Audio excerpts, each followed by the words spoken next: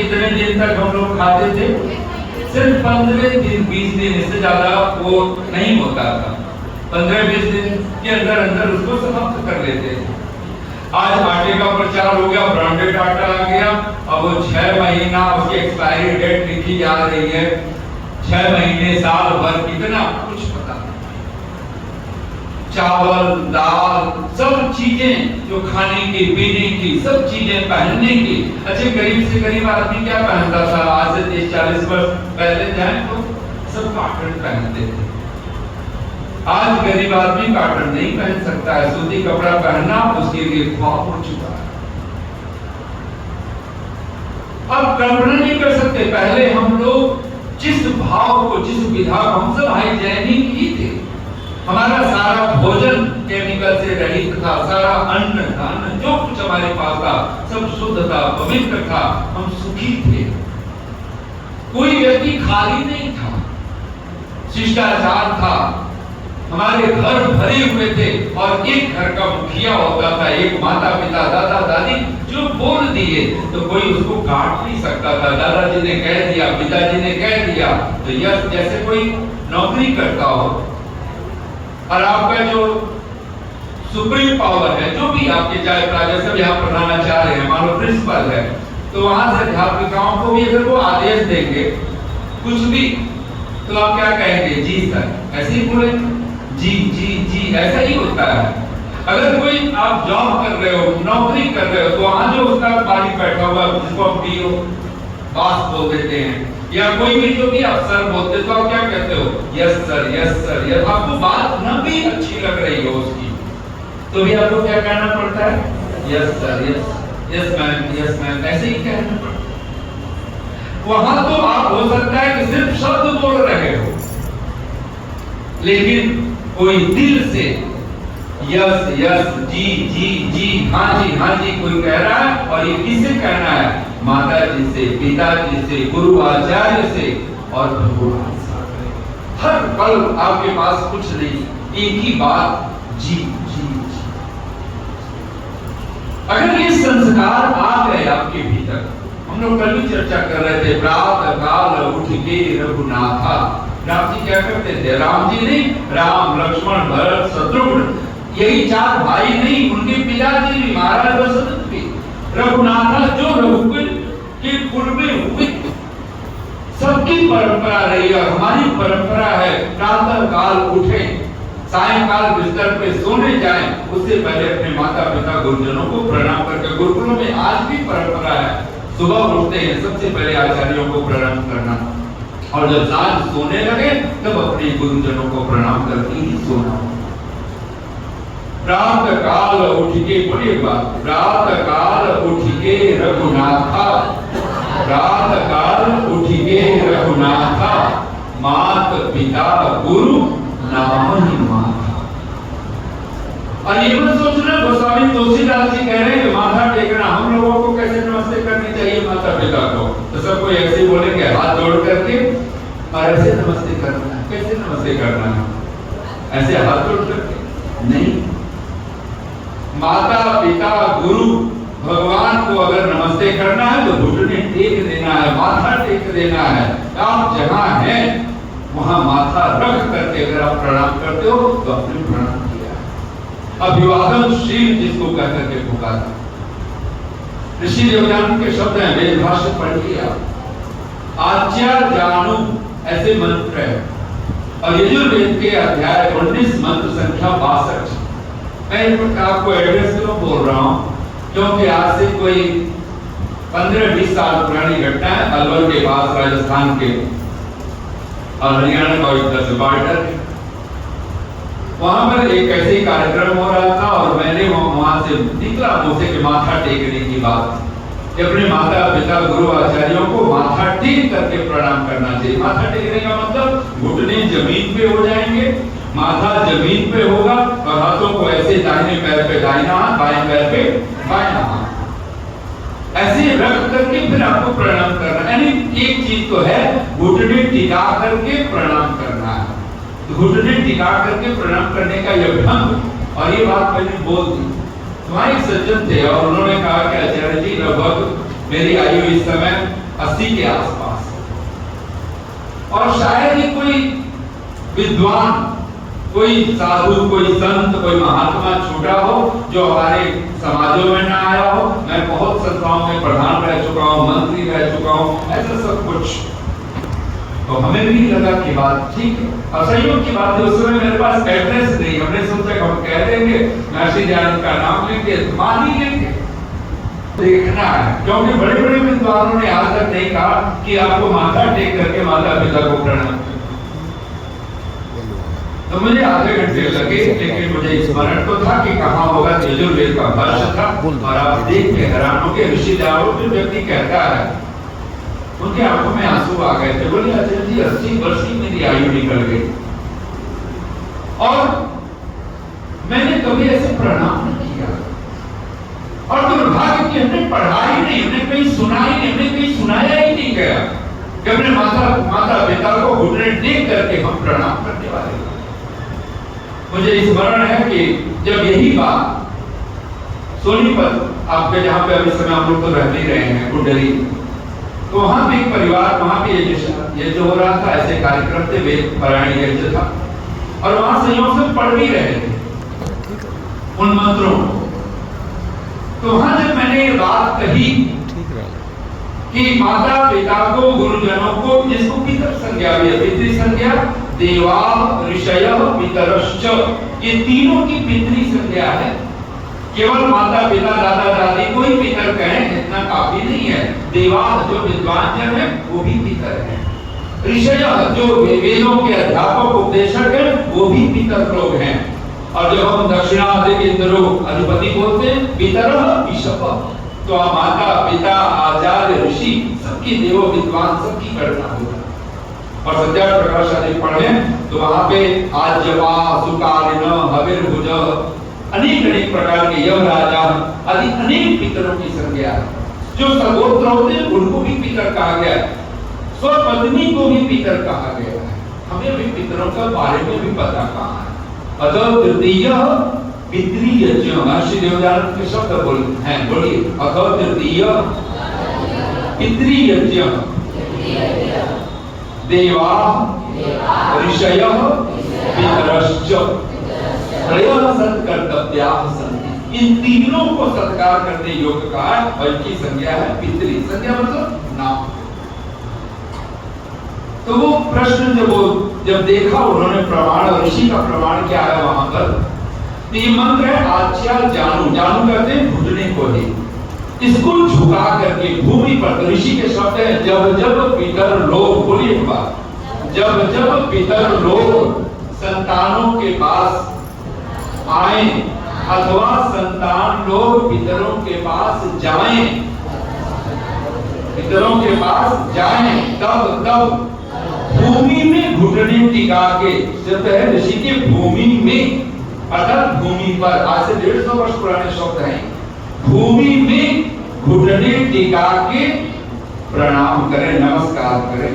तो भूमि में घुटने टिकाओगे तो क्या करोगे? माथा जमीन पे जाएगा और हाथों को वैसे प्रणाम। ये माता पिता को, गुरु आचार्य को प्रणाम करने का।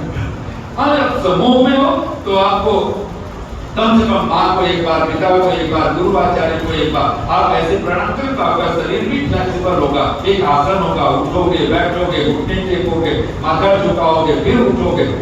एक अपने आप में आसन बहुत सुंदर हो जाएगा। और जब कभी समूह में करना हो, आपको लगे कि सारे अध्यापक हैं, सब अध्यापिका हैं, तो जो जहां है वहीं से घुटने टेक के प्रणाम कर ले तो आपका प्रणाम स्वीकार। जब आप यज्ञ याग संध्या उपासना करते हैं, वो भी वहां पे भी अपने आसन पर बैठकर परमात्मा एवरीवेयर। देखिए जब ऋषि लिखते हैं कि एक जब आप उपस्थान मंत्र पढ़ो, संध्या के मंत्र, तो कहते हैं इन मंत्रों के माध्यम से स्तुवन कृतांजलि भूत्वा। कृतांजलि का अर्थ क्या है? हाथ जोड़ करके। अब परमेश्वर को हाथ जोड़ करके जब आपको नमस्कार मंत्र करो तो आपका माथा जमीन पे चला जाए और आप वहां पे हाथ झुका करके, जोड़ करके प्रणाम करते हुए आपका सचमुच परमात्मा ये तो देख रहा है कि ये अगड़ू नहीं, अकड़ करके नहीं। तो हम लोगों ने तो हाथ जोड़ झुकाए, बस तक लोगों ने, बहुत लोगों ने तो बोलना ही बंद कर दिया। इस शरीर भगवान ने दिया, भगवान कोई जड़ नहीं है, चैतन्य है। वो जानता है कि ये हाथ तोड़ रहा है, झुका रहा है, हम किसी के शरीर को प्रणाम करते क्या आत्मा को पीछे बना दो। अभिवादन शीलस्य, अभिवादन शीलस्य नित्यं वृद्धोपसेविनः चत्वारि तस्य वर्धन्ति। और उसको अगर संधि तोड़ दें तो संधि न तोड़ें, चत्वारि तस्य वर्धन्त आयुर्विद्या यशो बल, आयुर्विद्या यशो बल। ध्यान देना, परमात्मा है, एवरीवेयर है, लेकिन परमात्मा की पहचान, परमात्मा की पात्रता, वो योग्यता किसको प्राप्त हो? उस योग्यता तक कौन पहुंचेगा? जो अभिवादनशील है, उसको जानने का, उसको पाने का एक ही सूत्र है, अभिवादनशील बन जाइए, झुकिए, मिटिए, ईगोलेस हो जाए। जब तक अहंकार है, तब तक ओंकार से कोई साक्षात हो ही नहीं सकता। और मिटने का क्या अर्थ है? झुकने का क्या अर्थ है? विनम्र होना। अकड़ आपके जीवन से विदा हो जाए, आप जितने अकड़ में हो उतने ही ठूठ बन करके रहते। कहते हैं ना, अकड़ता तो वो है, ऐसे नहीं बोलिए, झुकता तो वो है जिसमें जान होती है। झुकता तो वो है जिसमें जान होती है, वरना अकड़ना तो किसकी पहचान होती है? मुर्दों की पहचान।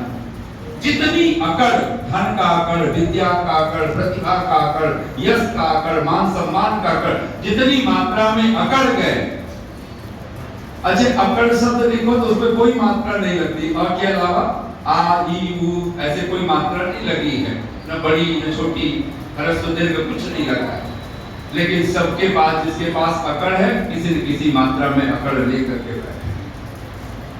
अकड़ना तो मुर्दे की पहचान। एक बार अकड़ गए तो समझो जीवन समाप्त। इसलिए तो विद्या ददाति विनय, विद्या अगर आए तो क्या होता है? विनम्रता, नम्रता। और सबसे पहले माता पिता के पास सबसे पहला शिक्षक, पहला कोई गुरु है, पहला कोई आचार्य है। तन मन धन सब न्यौछावर कर डालो, वो आपके गुरु कौन है? वो माँ बाप है। और तीसरा आचार्य है। अगर आपके पास अगर कोई आचार्य नहीं है तो जीवन समाप्त हो उससे पहले एक आध आचार्य तो बनना ही लीजिए, गुरु तो बनना ही लीजिए। बात बनेगी नहीं उसके बिना, बिना गुरु के ज्ञान हो ही नहीं सकता है। महर्षि देवदयानंद के शब्द है।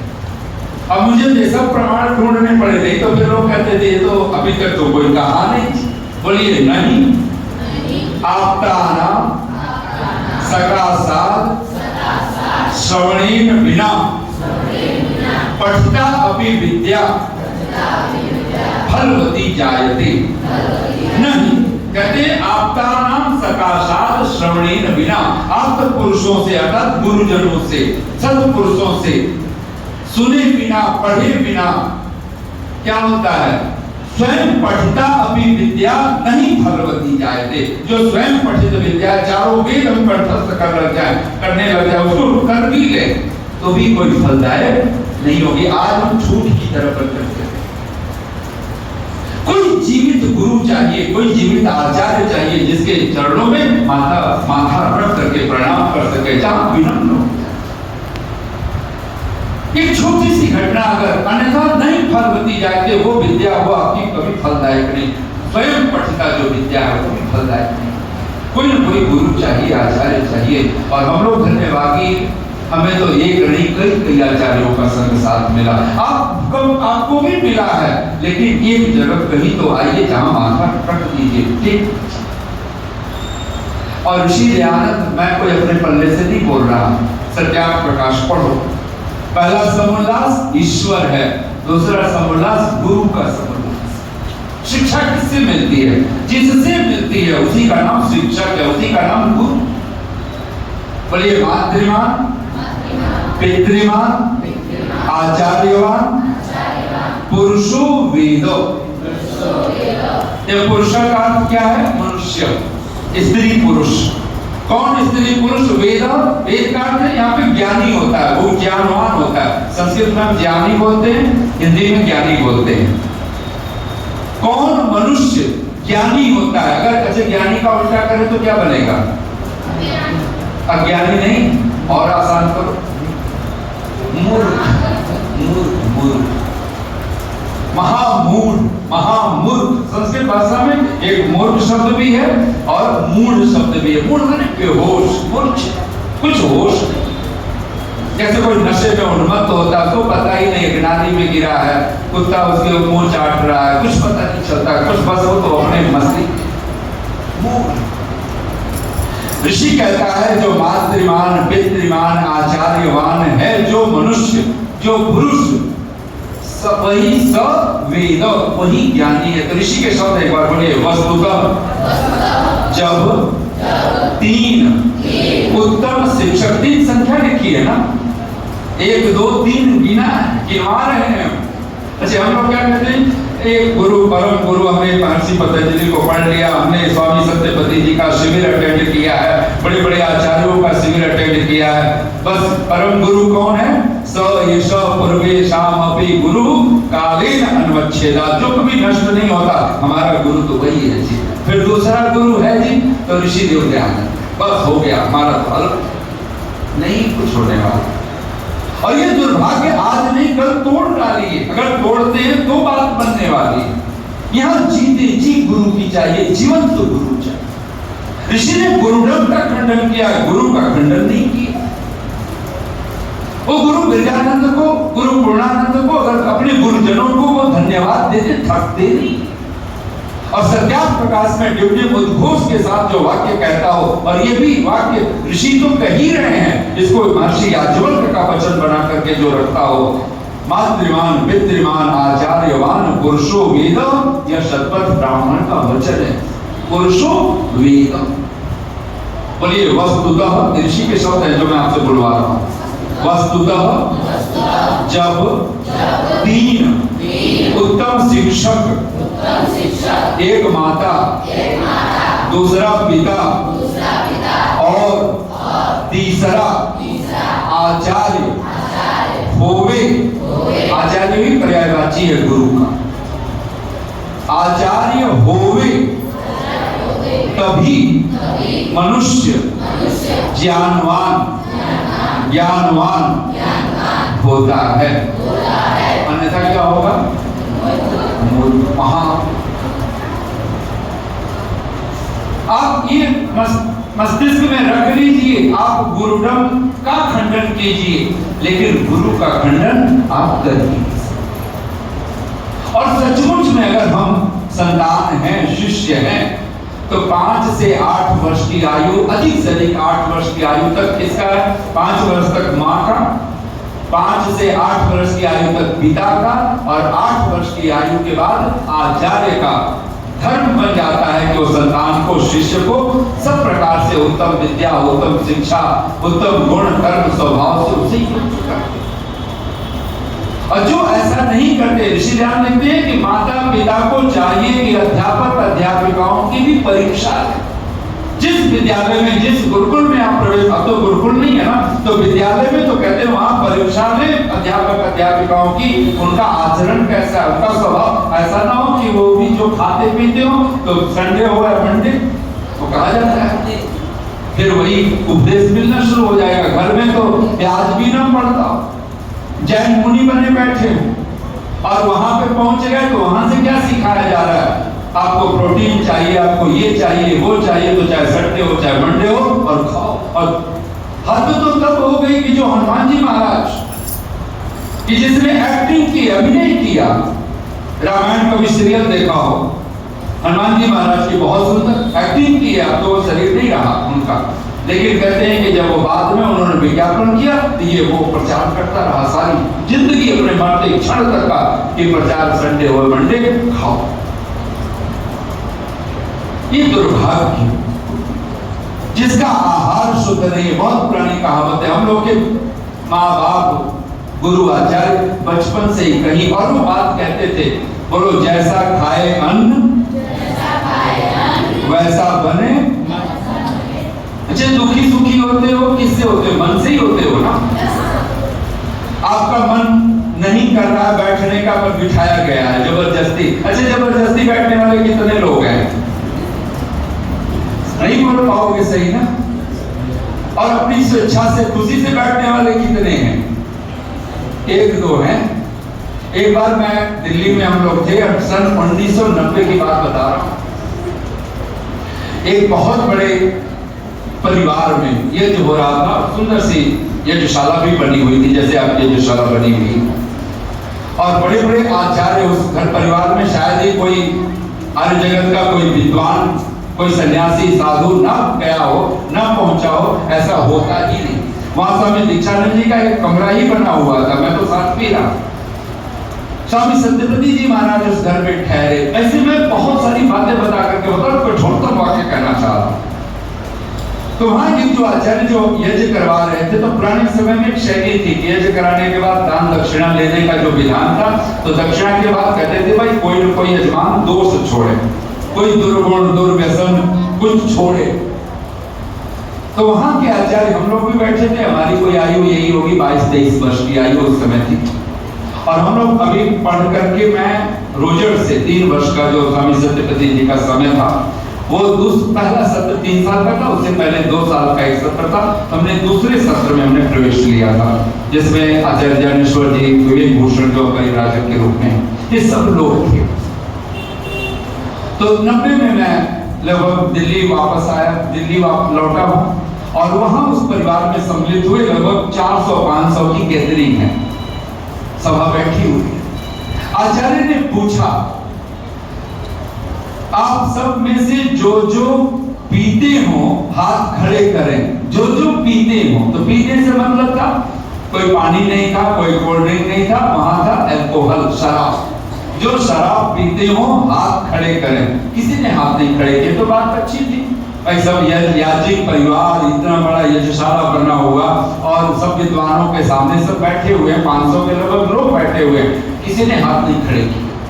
बड़ा अच्छा लगा। लेकिन वो जो आचार्य थे, वो श्री दयानंद के शैली में बोलने वाले थे। वो थोड़ा सा उन्होंने कहा कि बहुत अच्छी बात है कि आप लोग नहीं पीते हैं, किसी ने हाथ नहीं खड़े किए, लेकिन मैं दोबारा पूछता हूं, जो नहीं पीते हो वे हाथ खड़े करें। ऋषि दयानंद की शैली है, सच बोलो झूठ मत बोलो। सच बोले वे हाथ खड़े करें, जो झूठ ना बोले वे हाथ खड़े करें, ऐसे कराया जाता है।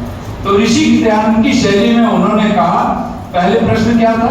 जो पीते हो वे हाथ खड़े करें, अथवा शराब अर्थात शराब। किसी ने हाथ नहीं खड़े किए, प्रसन्नता की बात थी, कोई नहीं पीता है। लेकिन जब आचार्य ने कहा जो नहीं पीते हो वे हाथ खड़े करें, तो किसी ने हाथ नहीं खड़े किए। तो आचार्य को बड़ा आश्चर्य लगा, बोले बात समझ में नहीं पा रहे हैं क्या? उन्होंने कहा दोबारा मैं पूछता हूं, जो शराब नहीं पीते हैं वे हाथ खड़े करें। जो शराब नहीं पीते हैं वे हाथ खड़े करें। फिर तीसरी बार भी बोला, नहीं पीते हो वे हाथ खड़े करें। किसी ने हाथ नहीं खड़ा किया। अब तो बताओ, अब तो कोई संशय ना था। और तब आचार्य ने कहा कि मैं समझ नहीं पाया, जब मैंने कहा नहीं पीते हैं वे हाथ खड़े करें, किसी ने नहीं किया। जब मैंने पूछा पीते हैं हाथ खड़े करें, किसी ने नहीं किया। मतलब क्या है? एक आदमी आकर के हाथ जोड़ के कहता है, महाराज यहाँ की महिलाएं भी वो सब कहती हैं हमें कहीं कहीं पार्टियों में जाना पड़ता है, कभी न कभी कुछ न कुछ तो लेना है। ये सन 1990 की बात कर रहा हूं। और आप सोचो, आज 2025 में हम लोग प्रवेश कर चुके हैं, 26 में जाने वाले हों, और तब ये दशा क्या है? हाँ जी, समझ में आ रहा है? खुशी से आओगे जो बैठे हो। अब आप कोई खड़ा कर सकता है खुशी से? कौन बैठा है अपनी प्रसन्नता से? 1-2 लोग हैं। अच्छा, वो कल भी आएंगे, आने वाले दिनों में भी आते रहेंगे, या कि जबरदस्ती बैठते रहोगे? चलो बेटे, और आप ना पाओ तो अपने माता पिता को भेजना। सारे बच्चों को आदेश है ये, यहां से मंच से, मेरा ही नहीं, सारे अधिकारियों का, अपने माता पिता को यहाँ भेजोगे, सुबह भी और सांझ को भी, ठीक है। अपने लिए भी अगर समय निकाल पाओ तो अवश्य आना, अपना होमवर्क आदि करके, और अपने माता पिता को अवश्य भेजो। अपने अड़ोस पड़ोस को खिलाओ, आपको कई गुना पुण्य के भागी बनो। जो अच्छी चीज होती है तो क्या होता है, बांटना चाहिए। और हम लोग क्या करते हैं, समाज में क्या देखते हैं, बुरी चीजें बांटने को राजी हैं, अच्छी चीजें, बीड़ी पीने वाला बीड़ी बांट देता है, और फल खाने वाला फल नहीं बांटता, दूध पीने वाला दूध नहीं बांटता। ये दुर्भाग्य घटता है। बोलिए अभिवादनशीलस्य नित्यं वृद्धोपसेविनः चत्वारितस्य वर्धन्त आयुर्विद्या यशो बलम। चार चीजें अगर बढ़ानी है, क्या बढ़ाना है, आयुष्य। अच्छा, आयु कौन नहीं चाहता है, सब चाहते हैं आयु। दूसरा विद्या, मूर्ख रहना कौन चाहता है, मूर्ख कहलाना कौन चाहता है, कोई भी नहीं। आयु विद्या, तीसरा यश। हाँ जी, बदनामी कौन चाहता है, कोई कहे कि चोर है, कोई कहे उचक्का है, कोई कहे झूठा है, ऐसा कोई सुनना चाहता है। अपयश किसी का नाम है, कोई कहे जी ये चोर है, बड़ा झूठा है, मक्कार है, बेईमान है, ये इसी का नाम ना अपयश है। हम लोग यश बोलते जी यश नहीं चाहिए, तो क्या अपयश चाहिए। चोर बेईमान झूठे हैं फिर भी हम सुनना नहीं चाहते। कल पंक्तियां बोल रहे थे, दोहरा लो एक बार। रात को रात कह दिया मैंने, रात को रात कह दिया मैंने, सुनते ही बौखला गई दुनिया। झूठे लोग अपने आप को झूठा नहीं। अब सच की महिमा तो देखो, चोर भी अपने घर का जो चौकीदार रखना चाहता है, ईमानदार रखना चाहता है। इससे बड़ी कोई और ईमानदारी का कोई सबूत हो सकता है। चोर भी बेईमान को चौकीदार नहीं रखना चाहता है, चौकीदार किसको रखना चाहता है, जीवन का सूत्र अभिवादनशीलस्य नित्यं वृद्धोपसेविनः। वृद्ध किसको कहा है, दो तरह के वृद्ध माने गए हैं, आयुषा वृद्ध, एक तो वयसा, और एक ज्ञान वृद्ध। वयोवृद्ध आपने सुना होगा, वयोवृद्ध मतलब आयु से वृद्ध, और दूसरा ज्ञान वृद्ध, ज्ञान से जो वृद्ध है, विवेक से जो वृद्ध है, वो छोटी आयु का भी हो सकता है, बड़ी आयु का भी हो सकता है। आदि शंकराचार्य की आयु कोई 32 वर्ष, उनका शरीर छूट चुका है। ऐसे अनेक महापुरुष हो चुके हैं, छोटी छोटी आयु। महर्षि देवदयानंद भी कोई 59 वर्ष की आयु, कोई बहुत बड़ी आयु नहीं। और वो तो अगर आज उस तरह की घटना ना हुए होते, शायद तो 400 वर्ष के आदित्य ब्रह्मचारी तो थे ही, वो 400 वर्ष तक भी जी करके दिखलाते, और शायद अनुभव एक अलग ही होता, सारे वेदों का भाष्य वो कर चुके होते। लेकिन दुर्भाग्य, हमने कभी किसी को पहचाना ही कहा। तुम इतने महान बन आए, हम तुझको पहचान। इस और जगत में सचमुच में किसी को पहचानना है तो तीन को तो पहचानना शुरू कर दीजिए। बोलिए माता, पिता, गुरु, आचार्य। तो बोलिए वस्तुतः जब तीन उत्तम शिक्षक, एक माता, दूसरा पिता और तीसरा आचार्य होवे, तभी मनुष्य ज्ञानवान होता है, अन्यथा महामूर्ख होता है। अच्छा, आज के बाद से कौन कौन है जो अपने माता पिता से कभी क्रोध नहीं करेंगे? जिसका अर्थ है ना, जिसके पास माँ है, पिता है। अब आप आगे हैं वे लोग जिनको जाकर के पूछना जिनके माँ बाप नहीं है, वो छोटे से बच्चे से भी पूछना जिसके माँ बाप नहीं है, और आप हमारे पास हैं और हम उनके ऊपर धौंस जमाते रहते हैं। इनके कद का अंदाज किसी को क्या मालूम? बोलिए इनके कद का, ये कद केवल हाइट मत देखो शरीर का, ये माँ बाप गुरु आचार्य होते क्या है? इनके कद का अंदाज किसी को क्या मालूम? इनके कद का अंदाज किसी को क्या मालूम? ये आसमां है सिर झुकाए बैठे। कोई आसमान की तरह अगर सचमुच में जिसकी छत्र छाया है तो हम आनंदित हैं, हम आह्लादित हैं, हम सचमुच में भगवान की कृपा के पात्र हैं। लेकिन जिसके छत्र छाया, इनकी छत्र छाया हट गई, फिर उससे बड़ा दुर्भाग्य सारी धरती पर कोई। बुल्ले साहब की मुझे पंक्तियां और समय भी भाग रहा है, मैं तो और अभी तो मैं कुछ हम लोग कहना ही चाहते हैं लेकिन तब तक समय ही हो जाता है।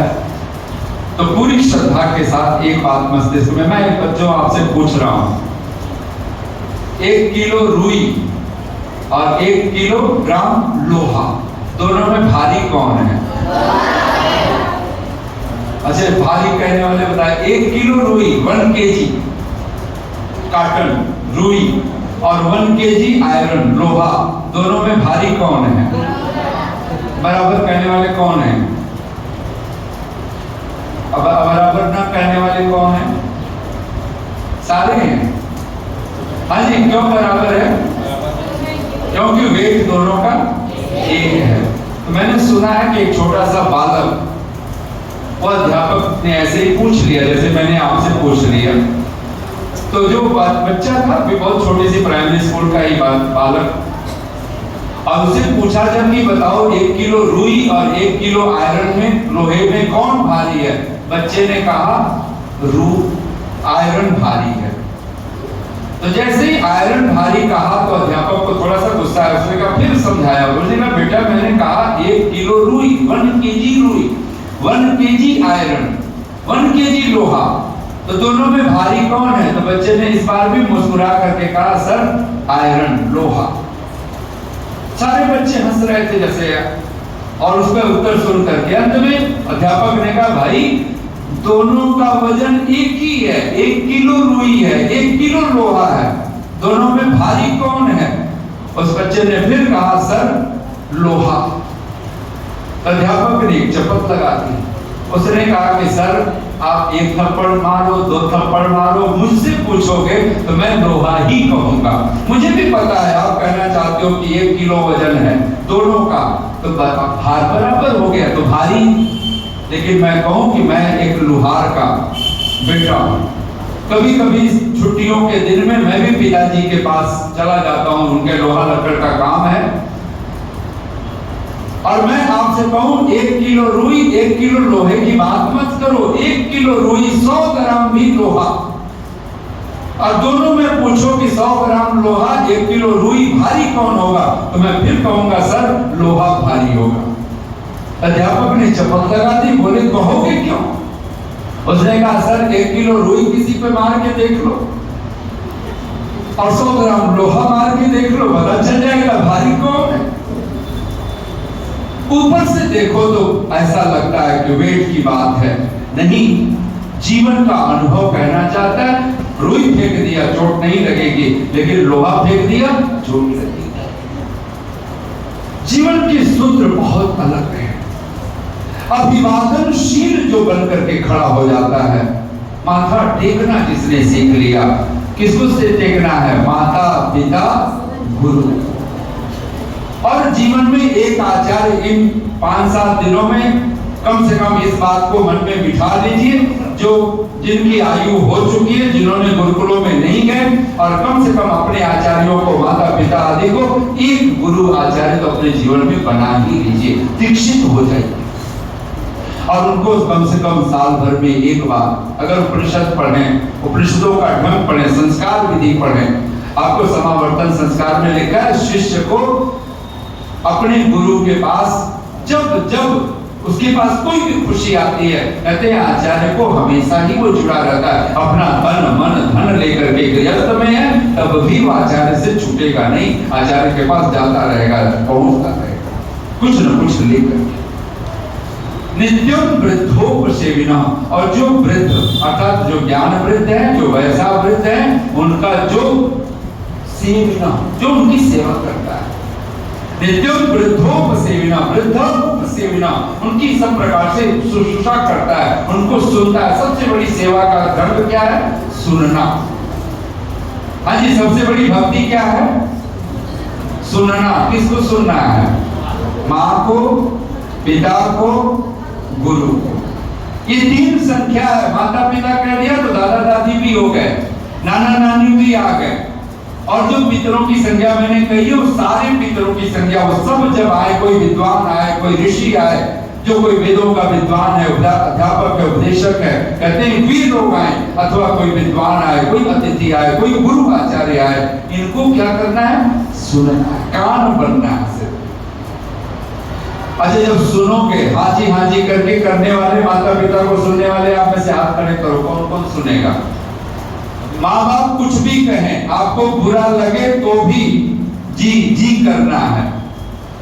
हाँ जी, करोगे ऐसे? आज के बाद में माता पिता से कभी भी गुस्सा तो करना नहीं है। अगर ये कर लिया बच्चों, आप सोच नहीं सकते हो, ठीक है, हाथ नीचे कीजिए। कभी भी अगर आपने ये कर लिया, ये संभाल लिया, आप सोच नहीं सकते हो आपकी विद्या आसमान पे लेकर पहुंचने वाली है। आपका आयुष्य, आपका जीवन भी अद्भुत होगा। और तन मन दोनों को स्वस्थ करने का एक ही सूत्र है। तन का उल्टा करो क्या बनेगा? नत। और मन को उल्टा करो क्या बनेगा? नम। और दोनों का अर्थ क्या होता है? झुकना। फिर से पंक्तियां बोल लो। झुकता तो वो है, झुकता तो वो है जिसमें जान होती है। झुकता तो वो है जिसमें जान होती है, वरना अकड़ना तो। अच्छा, वो फिल्में देख करके तो नहीं प्रभावित हो रहे हो जो कहता है ऐसे गर्दन झुका करके?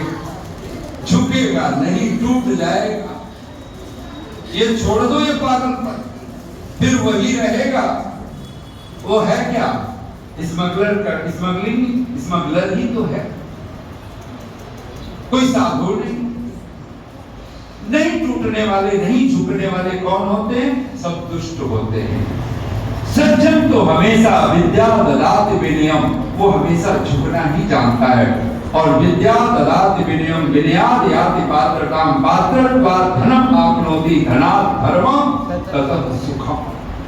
एक छोटी सी बात कह करके मैं वाणी को विराम दूं और एक साथ अपने जीवन को एक ढंग में बना करके ये अभिवादन, ये झुकना, ये विनम्रता अगर आपके जीवन में आ गई, आपके पास सब कुछ आ गया। और विशेष करके आप जब अपने घर जाएं और माता पिता सुबह उठ करके जब इस विद्यालय आने लगे, जिसको आप स्कूल बोलते हो, विद्यालय आने से पूर्व अपने माता पिता को माथा टेक करके, घुटने टिका करके, प्रणाम करके फिर आना। ऐसा करने वाले सभी हैं ना? हाथ नहीं उठवा रहा हूं। सभी करके आना अपने माता पिता को, और अपने माता पिता को यहाँ पे लाना भी आप सबने है। मुरली साहब की पंक्ति है, मैं बहुत सारी बातें छोड़ करके बोल रहा हूँ, हाथ जोड़ के बैठो। राह चल देनो दिल न दैयो, राह चल देनो दिल न दैयो। और अगर आप दिल्ली चले जाएं तो आपको पंजाबी शब्द आपको आसानी से सुनने को मिलेगा, हरियाणवी भी और पंजाबी भी।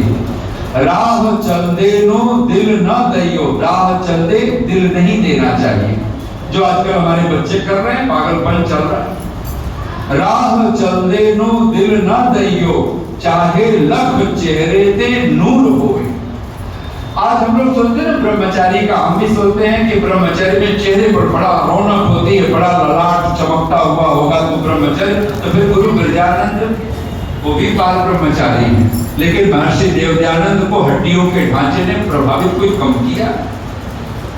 पागल ही तो बना दिया है। गुरु को धन्यवाद देते हो, कभी थकते नहीं है। ये ब्रह्मचर्य का ताकत शरीर पे नहीं देखना, ये नूर चेहरे पे देखने की जरूरत नहीं है, ये मन में देखने की जरूरत है, आत्मा में देखने की जरूरत है। राह चल देनो दिल न दैयो, राह चलते चलते, राह चल देनो दिल न दैयो, चाहे लख चेहरे ते नूर होवे।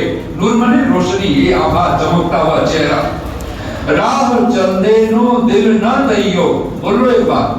राह चल देनो दिल न दैयो, चाहे लख चेहरे ते नूर होवे। बोलिए माँ बाप नु कदी, कदी माने कभी, माँ बाप नु कदी बुरा न आख्यो, आख्यो माने कहना। माँ बाप नु कदी बुरा न आख्यो, चाहे लख उन्हादा कसूर होवे। माँ बाप नु कदी बुरा न आख्यो, चाहे लख उन्हादा कसूर हो गया। दुर्भाग्य की बात यह है कि माता पिता में कसूर तभी तक दिखाई देता है जब तक वो हमारे बीच में हैं। जिनके नहीं है माँ बाप, किसी कारणवश भगवान की कृपा जो भी कुछ हुआ, अगर नहीं है उनसे पूछो। अगर अनपढ़ माँ बाप भी हैं तो आज कहना पड़ता है कि मेरे बाबा बिल्कुल 100% सच बोलते थे, जो कुछ हमसे कहा वो ठीक कहा, हम ही अब आगे ना समझ, हम समझ ही नहीं पाए और उनके ऊपर उंगलियां उठाते रहे, उन पर हमेशा उनके दोष देखते रहे। मेरे माँ बाप पर क्या गुजरती थी, मेरे बोलो एक बार दो पंक्तियां, मेरे माँ बाप पर क्या गुजरती थी मुझे तब पता चला। मेरे माँ बाप पर क्या गुजरती थी मुझे तब पता चला, जब मेरे राहे शौक पर मेरा बेटा निकला। माँ बाप कहते रह गए कि बेटा मत सता, मेरी बात की अवहेलना मत कर, मेरी बात को मान, लेकिन वो तब पता चलता है माँ बाप अब चले गए, गुजर गए, लेकिन जब बेटा हमारी उसी राह पर चल पड़ा जिस पर मैं चलता था, तब पता चलता है कि माँ बाप पर क्या गुजरती। एक चीज बस आप अपने जीवन में अपनाइए, माँ बाप के साथ तो तू मैं मत कीजिए, माँ बाप के साथ कभी ननु नच मत कीजिए, कोई तर्क वितर्क मत कीजिए। उन्होंने जो कहा हाँ जी हाँ जी इतना करके स्वीकार कर लीजिए। इतनी शांति और प्रेम से आप सबने सुना, बहुत बहुत धन्यवाद, बहुत बहुत धन्यवाद।